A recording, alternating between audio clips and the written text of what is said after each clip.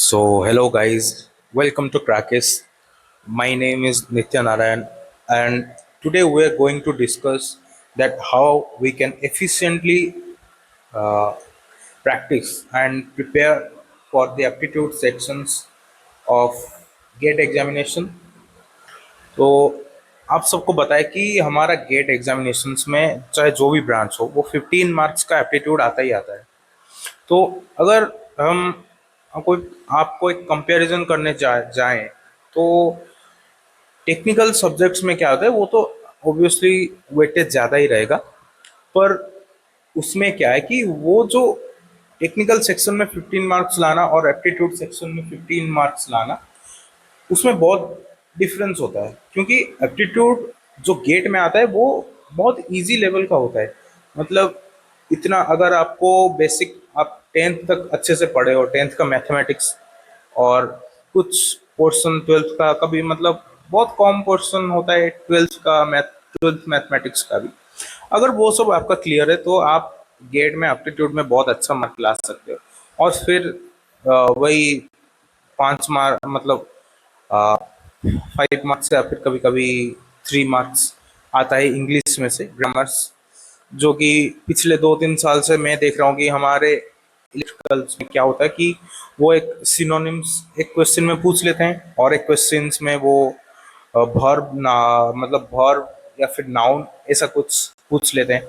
अगर आप पीओक्यूज को भी मतलब ऐसे देख लेते हैं तो वहां से आपको अंदाजा लग जाएगा कि क्या आ रहा है क्या नहीं। तो मैं बेसिकली यही बोलना चाहता हूँ कि ये जो गेट का जो एप्टीट्यूड होता है उसको बहुत बच्चे इग्नोर करके जाते हैं, और वो एक्चुअली में सबसे इजी और मतलब इजी 15 मार्क्स होता है।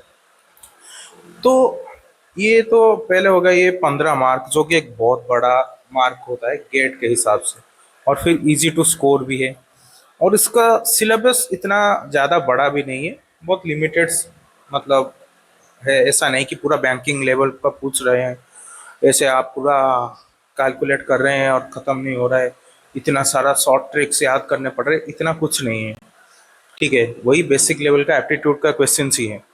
और फिर क्या सबसे बेस्ट चीज़ कि अगर आप पीओआईक्यूज को देखते हैं तो आप इसका पैटर्न्स आपको आराम से समझ में आ जाएगा, कैसे रिपीटेड पैटर्न्स क्वेश्चंस आ रहे हैं। तो ये हो गया कि आप कैसे थोड़ा कम इफोर्ट देके अच्छे मार्क पा सकें। तो सिलेबस को एक बार हम देख लेते हैं कि क्या क्या है। वर्बल एप्टीट्यूड में जैसे आ गया ये बेसिक इंग्लिश का ग्रामर हो गया, कभी वोकेबुलरी से पूछ लेते हैं, कभी वर्ड और इडियम्स और फ्रेजेस ये भी पूछ लेते हैं, और कॉम्प्रहेंशन कभी कभी वो पैराग्राफ वाला क्वेश्चंस वो आ जाता है, और नैरेटिव सीक्वेंसिंग भी कभी कभी किसी किसी ब्रांच में आ जाता है। ठीक है, फिर आ गया ये एनालिटिकल वाला। तो एनालिटिकल सेक्शन में ये नंबर रिलेशन हो गया या फिर न्यूमेरिकल रीजनिंग हो गया, डिडक्शन इंडक्शन एनालॉजी, ये टाइप का एनालिटिकल क्वेश्चंस आ जाता है। और वो क्लॉक कैलेंडर, ये सब ये तो फिलहाल अभी नहीं आ रहा है, पर इन सब को भी आपको पढ़ लेना चाहिए।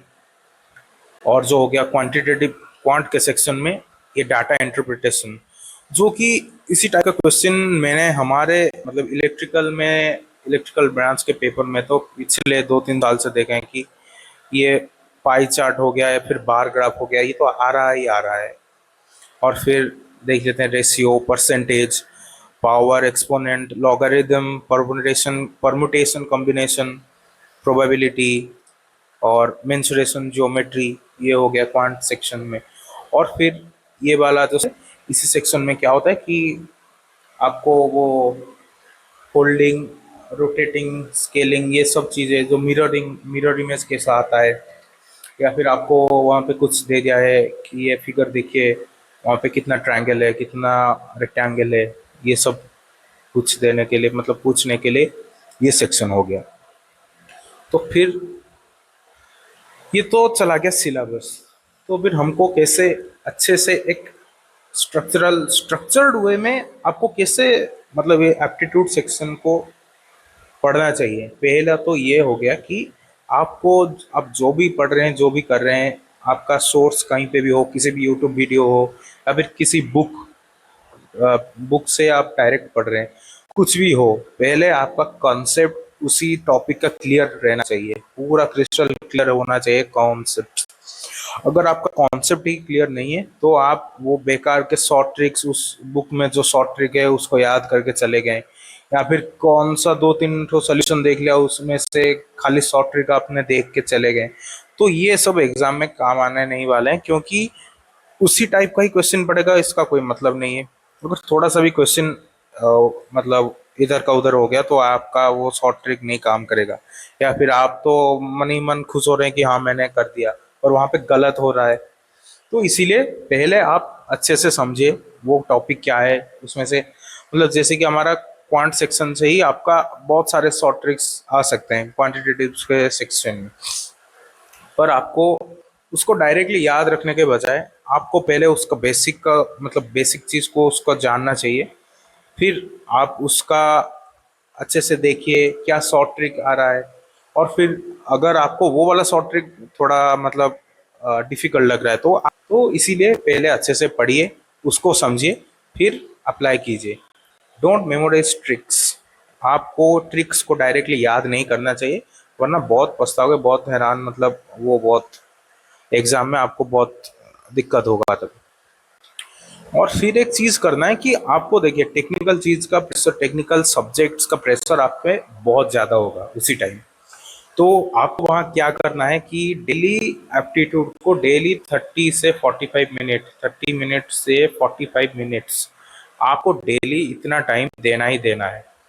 उसमें क्या हो गया कि अगर आप 20 मिनट्स फिर 25 मिनट्स कुछ पढ़ लिए, मतलब एक टॉपिक को पढ़ लिए, उसमें से कुछ शॉर्ट ट्रिक्स निकाल लिए, उसको याद कर लिए, तब फिर क्या करना है आपको उसी के रिगार्डिंग मतलब उसी के बेसिस पे क्वेश्चन सॉल्व करना है। आप अगर वहां सिर्फ पढ़ के चले गए, डायरेक्ट पीवाईक्यू खोल दिए, ये कर दिए, मतलब पीवाईक्यू भी एक अच्छा सोर्स होता है सॉल्व करने का, पर आप ट्राई कीजिए कि वो थोड़ा अगर आपको क्वेश्चन नहीं मिल रहा है तो मेरे पास कुछ क्वेश्चंस ऑलरेडी है जो कि हम हमारा गूगल ड्राइव में अपलोड कर देंगे।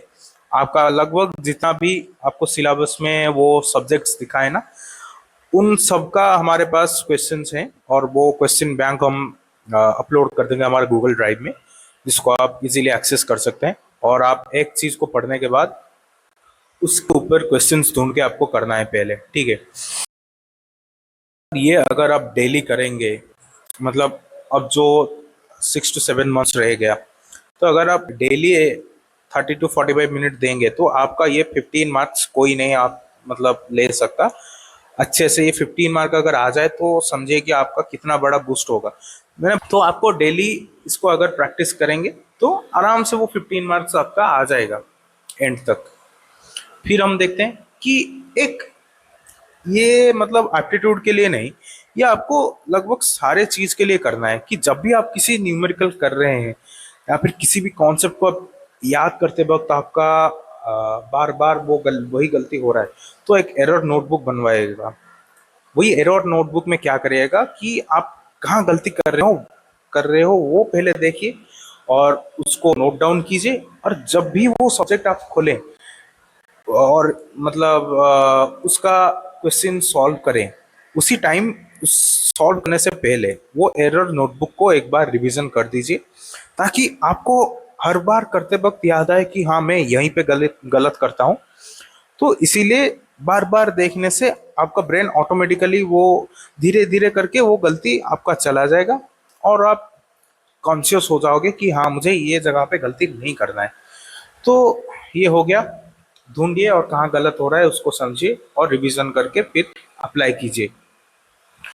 और सबसे इम्पोर्टेंट है पीवाईक्यूज, मिनिमम आपको 10 से 15 साल का पीवाईक्यू करना ही करना है। जिस जिस टाइप के क्वेश्चंस आपका बार बार रिपीट हो रहे हैं उसी टाइप का ज़्यादा से ज़्यादा आप क्वेश्चन सॉल्व करके जाएं, तो आपके लिए ही अच्छा होगा। फिर लास्ट में आएगा मॉक टेस्ट।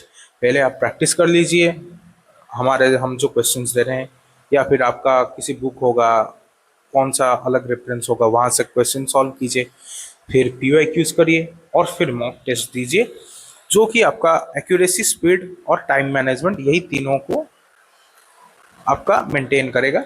और आपको एग्जाम में सबसे ज़्यादा प्रेशर आएगा टाइम मैनेजमेंट का, जो कि आपको मॉक टेस्ट देने से ही आएगा।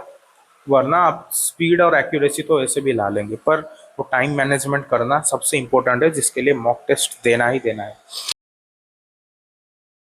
ये हो गया, ऐसे हमको एप्टीट्यूड को अच्छे से मास्टर करना है। जैसे कि लास्ट मोमेंट में आपका आराम से 10 से 15 मार्क ये अच्छे से आपको दे सकता है, जो कि आपका रैंक बूस्ट करने में बहुत अच्छा हेल्प करेगा। ठीक है। और इसके साथ मैं बताना चाहता हूँ कि हमारे चैनल पे अभी हम इसी साल ईएसी प्रीलिम्स का क्वेश्चन कर रहे हैं। ईएसी मतलब इंजीनियरिंग सर्विस एग्जामिनेशंस, जो कि जहाँ पे मतलब ये क्वेश्चन ऐसा होता है कि वो गेट के लेवल से थोड़ा थोड़ा इजियर साइड रहता है वो क्वेश्चंस। तो अगर आप अभी इसी साल पढ़ रहे हैं कहीं से, या फिर आप खुद से ही पढ़ रहे हैं, अगर आप वो ये से प्रीलिम्स का क्वेश्चन सॉल्व करते हैं, तो आपको क्या है कि वो थोड़ा इजी क्वेश्चंस रहते हैं और वो जल्दी मतलब जल्दी से सॉल्व भी हो जाते हैं। तो आपको एक अच्छा कॉन्फिडेंस देता है, जो कि नेक्स्ट अगर आप गेट पीवाईक्यू करेंगे तो एक अच्छा कॉन्फिडेंस के साथ आप कर सकते हैं। और ये हो गया नेटवर्क और कंट्रोल सिस्टम्स का। हमारा चैनल में ये सी प्रीलिम्स का क्वेश्चन सीरीज चालू है, आप लोग देख सकते हैं।